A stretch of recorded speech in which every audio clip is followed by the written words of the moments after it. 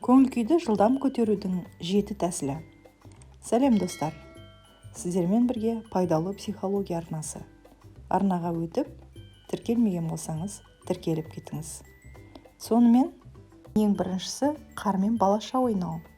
Далаға шығыңызда қардың үстіне жатып алып, аяқ қолдарыңызды ерсілі-қарсылы ербеңдетіп сермей бастаңыз. Біраз солай жалғастырыңыз. Күмәніңіз болмасын, небәрі 1 минутқа жетер-жетпестен балаша шаттанып күлетін боласыз. Екіншісі, жарты минуттай қатты дауыстап күліңіз. Басында қиындықпен шығар, содан бірте-бірте оталып, тоқтамастан өзіңіз-ақ күліп кететін боласыз. Үшінші, күлкілі видеолар көру.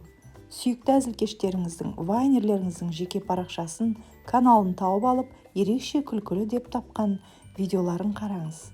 Көңіл күйіңіз тез-ақ көтерілетін болады. Төртінші, сүйікті әуеніңізді бар даусына қойып би-билеңіз. Көңіліңіздің тез арада көтерілетініне кепілдік беремін.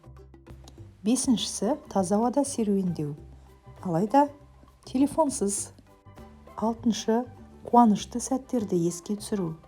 Жақсы, жағымды бір көңіл күйде болған сәтіңізді есіңізге түсіріңіз.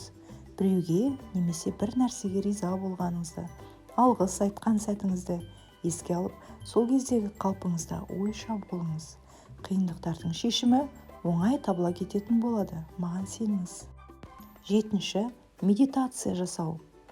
Тыныштандыратын, сергітетін, көңіл күйді жақсартатын тақырыптағы аудио жазбаларды тыңдаңыз. Немесе осы арнада бірнеше медитациялар бар.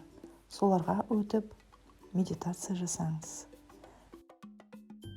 Осы айтылған кеңестердің қайсысын сіз жиі орындап жүрсіз?